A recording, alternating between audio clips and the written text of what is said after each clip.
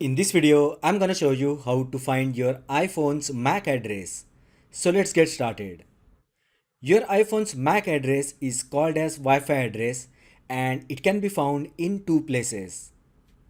When your iPhone is connected to Wi-Fi, open Settings app on your iPhone.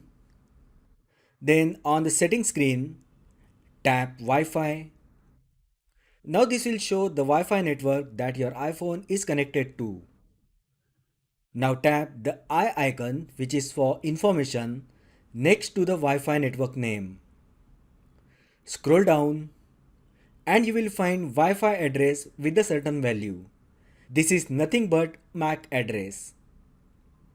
Now to see your phone's actual MAC address, turn the private Wi-Fi address toggle switch to off. Alternatively, you can go to settings, then general, then tap about, and here Wi-Fi address is the actual MAC address of your iPhone whether or not you are connected to Wi-Fi. So that is how you can find your iPhone's MAC address. If you find the video helpful, then like the video, share with your friends and subscribe to my channel. Thanks for watching and I will see you in the next video.